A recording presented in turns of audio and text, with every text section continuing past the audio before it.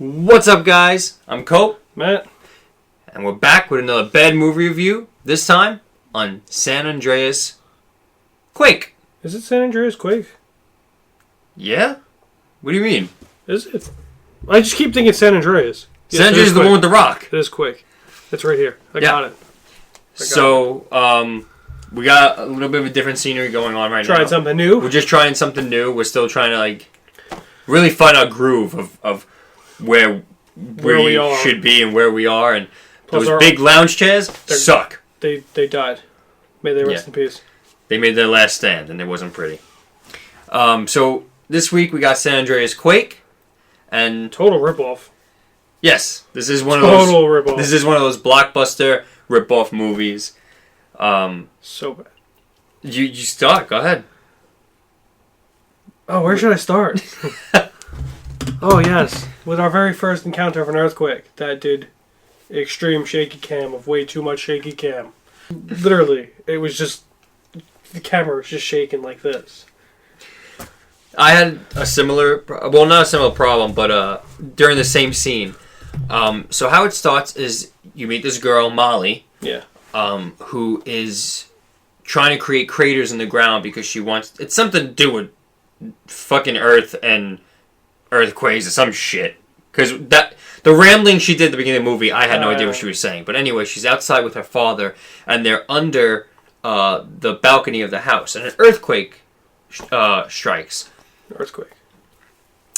And one beam of the balcony falls and lands on Molly's leg. And her father just couldn't get he it couldn't out. even budge it.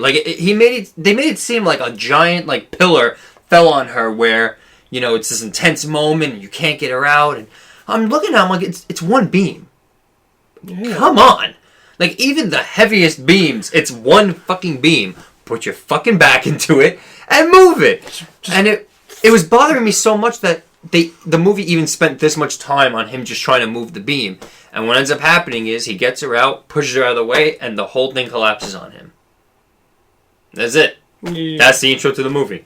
They could have ran out together. No, but that wouldn't be dramatic enough. No, Daddy had to die. So that happened back in 1994. They dated it for us. And then we hit present day. And then from present day, it shoots again 6 months. 6 months later. So it was a little bit confusing, but what you end up piecing together is that the girl who we saw in 1994, Molly, is now a grown woman. She is married, and the husband has a daughter, so she is the stepmom to this daughter. And that's the little setup we get at the beginning. Hank, Molly, and Allie. Hank is the husband, Allie's the daughter, and then Molly. So that's the little setup we get at the beginning of the movie. The whole movie pretty much just thrusted you in it's just they pretty much said, here are some people, here is a thing, chaos, deal with it. Yes. In your face. A lot of chaos, this whole movie. So she's doing her test, and this kid who's in her class proves it wrong, says it's wrong, blah, blah, blah. Then later on, she's at the cafeteria, and she gets her little ping on her iPad. And it says that the earthquake's coming in 5 minutes, and it's like a 4.0. And nothing happens right away. So she got everybody out by saying her student had a gun. Nick had a gun. Nick is important. We'll tell you why. Not yet. So Nick had a gun. So everybody ran out.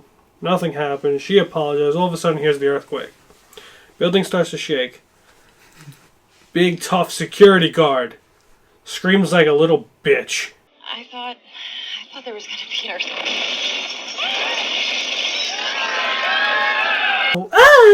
And you shook your hands like you were a little kid. You're supposed to be the big security guy. So after this first earthquake, there's a press conference. And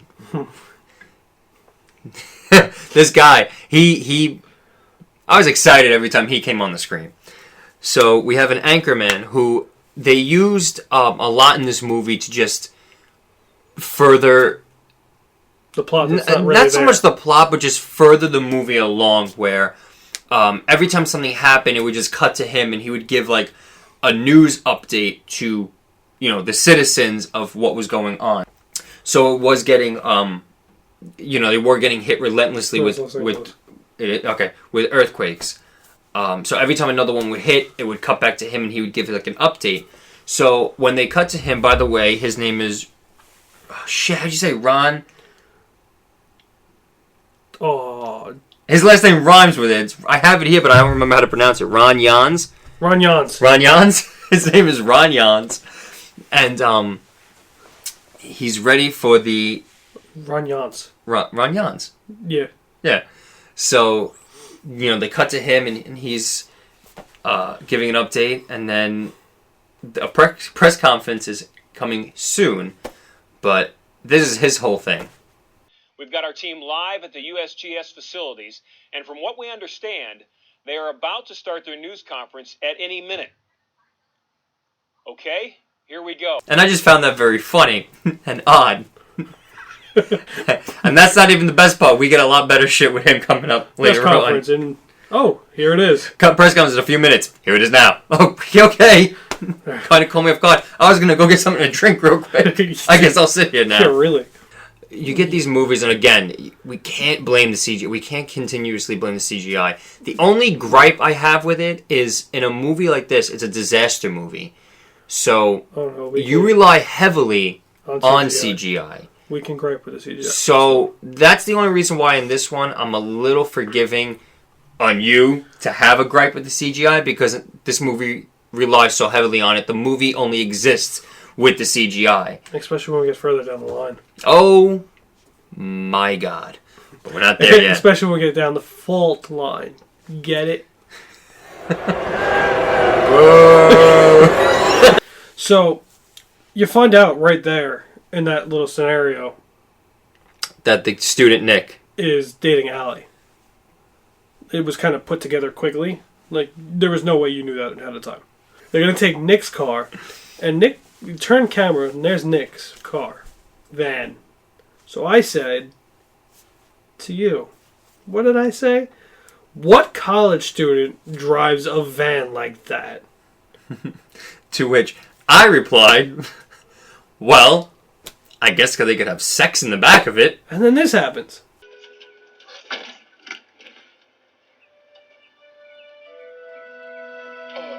So they have sex in the back of it. Oh, do they ever? There is one point, though, that this movie is very predictable. Well, I was going to say, this is not the first and only part that we were able to predict the entire there was a setup of the segment. So there's a lot of predictable segments. So I think at this point we probably had like 2 or 3 earthquakes that were like a 4 to a 5. They just kept throwing earthquakes in. Yeah, but they were like around 4 to 5 magnitude earthquakes, and they had to be like maybe 2, 3, maybe 4 at this point. They just kept bombarding. And we go back to my boy Ron Jans on the mic. So he's there, and this part bothered me more than his press conference segment, because he says this line. Approximately 24 to 25 homes have been destroyed by landslides. Okay, and my problem with that is, if you're going to say approximately, you want to give an approximation. You want to give an estimate. So if I turn to you and I say, Matt, I did push-ups this morning. Oh, how many did you do? I did approximately 100. So right there, probably I did around maybe like 95 to 105, in that range, because I'm giving you an approximate number.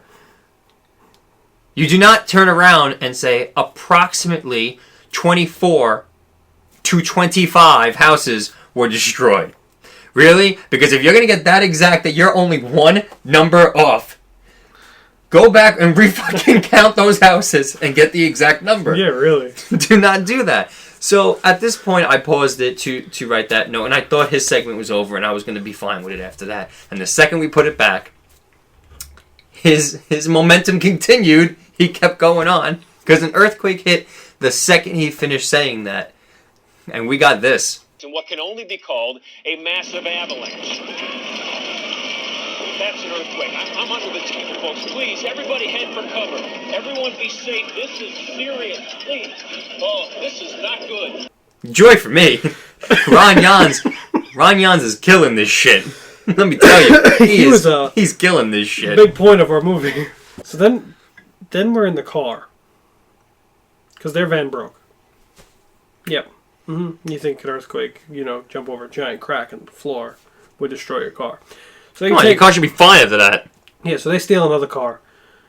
And Molly's talking to Nick about how that Allie dropped out of college. And she's like, you know what?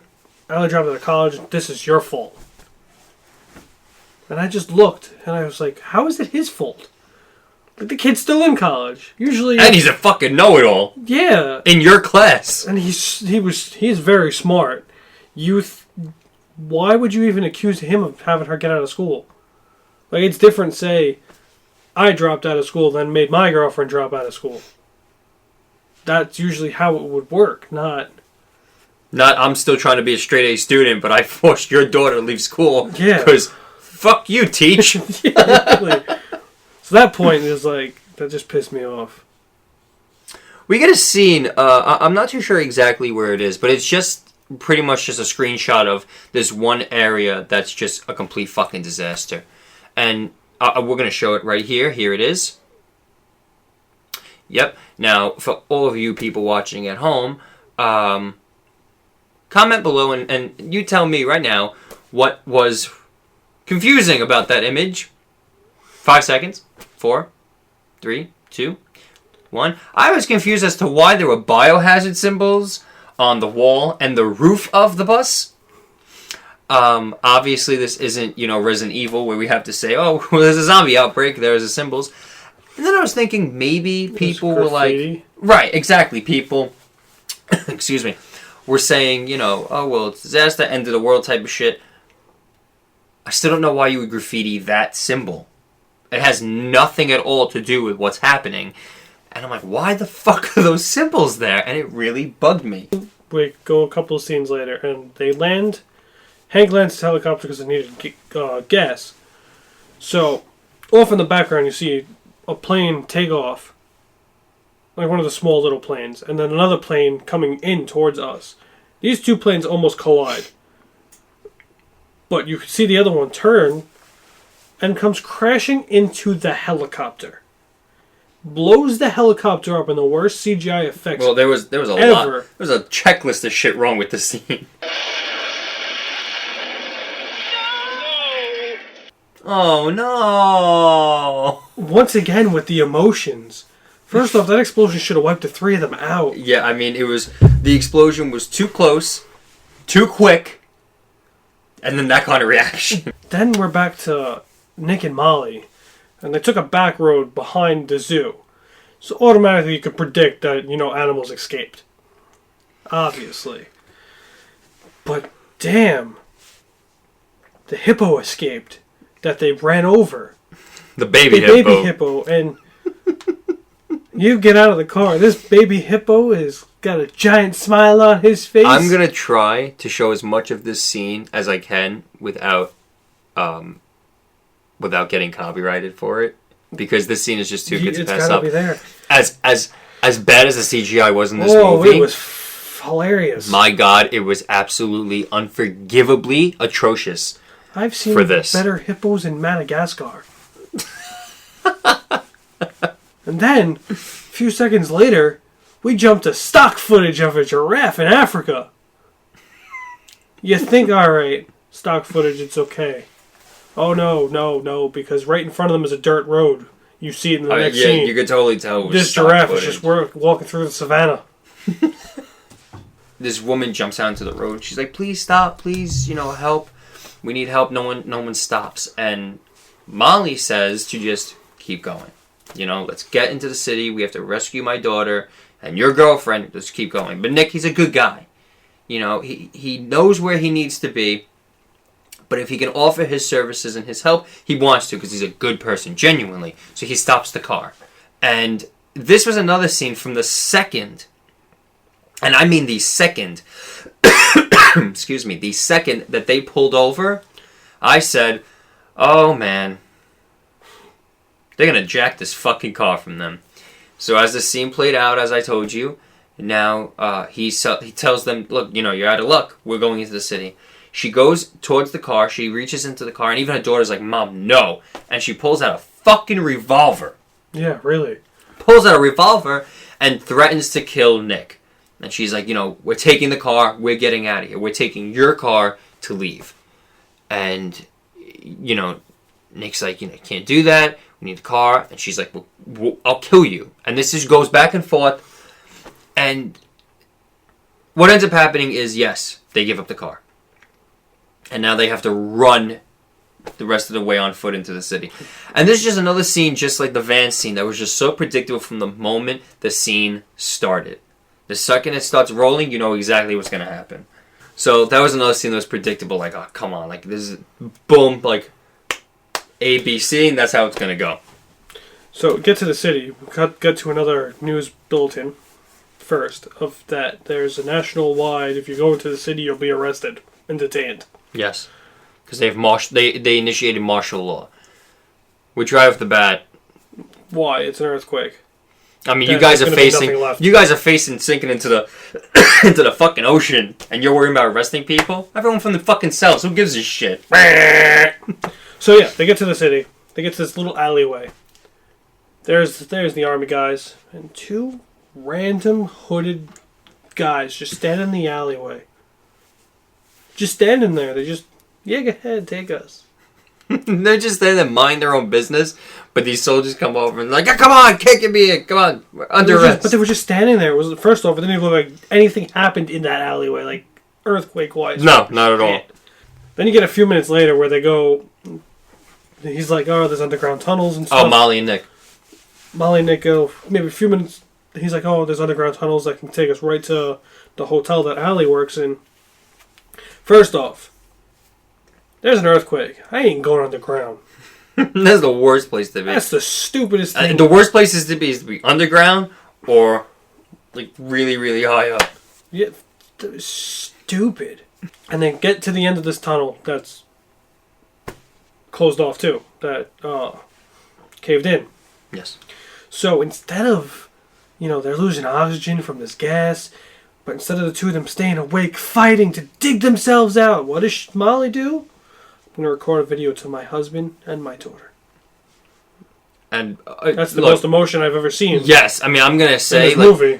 It was a good emotional scene for that. Absolutely. But and especially for a movie of this caliber, that was a very, very good scene. First I'm not off, even going to lie. If I'm trapped in there and can't breathe, I ain't wasting my time to fucking record a video. I'm honestly gonna... She thought she was going to die. She was giving her last goodbyes. I'll do both at the same damn time, then. I want to fucking get the hell out of there. But honestly, if there was one good thing we had to say about this movie, it was that scene. She did a good job. Great emotion for her.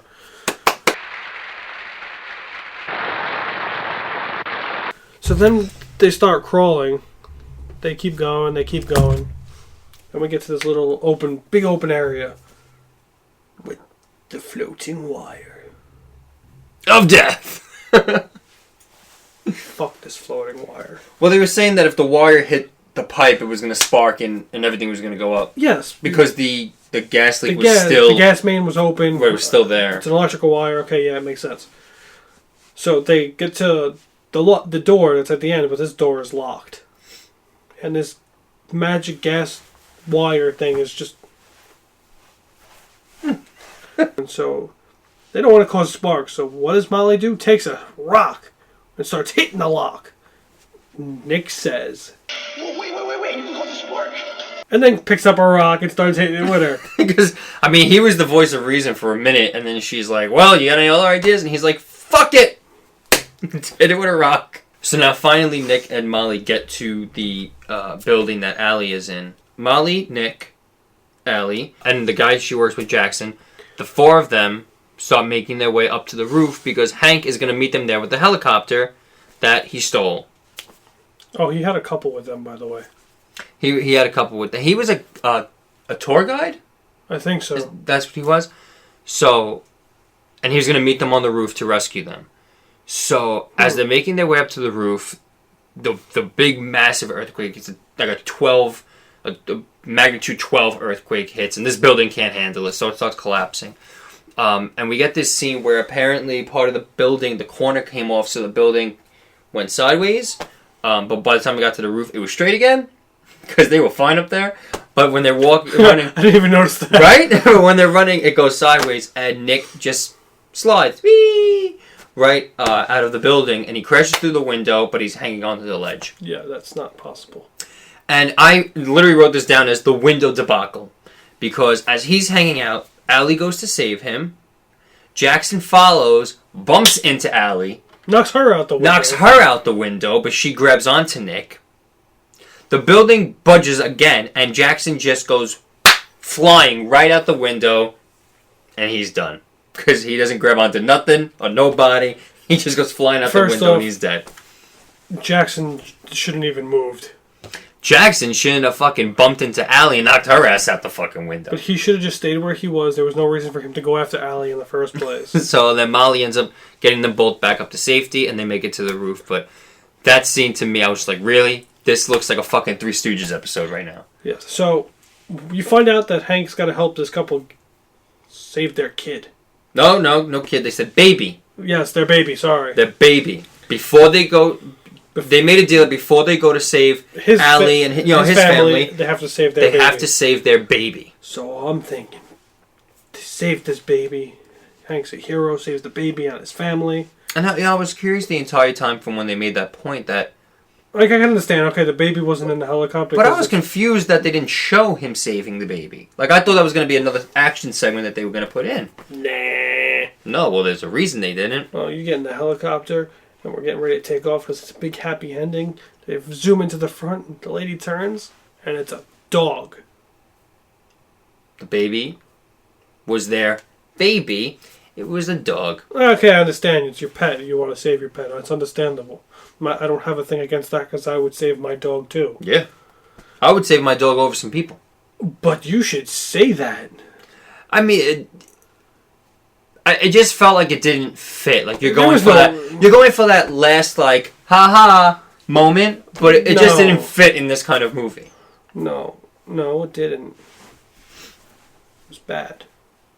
And the movie literally ends with the most horrible, like, morbid moment. It's just the helicopter takes off, so excuse me, they're all safe. But half of Los Angeles just sinks into the fucking ocean, and the screen goes black, and the credits roll. And that's the end of the movie. A lot of people died. It's true, a lot of people died. Yeah, so that's say that's the end of Los Angeles. That's San Andreas Quake. Let's go for a final grade. What's your final grade? Crap. C for crap. C minus D. Going down further. Okay, just one grade then. D minus. D minus? Yes. Okay. I'd give it an S for the San Andreas fault. Or an F. So, believe it or not, I mean, you probably do believe it because I'm a lot more generous than you, but I wasn't completely disappointed watching this movie. Say what you... I know you had bad feelings with this movie, but first of all, I think the movie could have done completely without the hippo scene. Could have done completely without a lot of the scenes. I think life itself could have done without the hippo scene, but overall, the acting wasn't terrible. The emotion parts were bad, but acting overall wasn't terrible. And Molly's performance with that... Shut the fuck up. Molly's performance was... That shit saved this movie, because that was an awesome scene. Yeah, and then what killed the movie was them rescuing a dog and not trying to be funny. I'm going to give this movie a C. I'm going to give this movie like an average grade. So those are our final grades. That was our bad movie review on San Andreas Quake. So as always, like, comment, subscribe. Until next time, I'm Cope. And I'm Matt, and you shake it off like an earthquake. Like Taylor Swift. Later.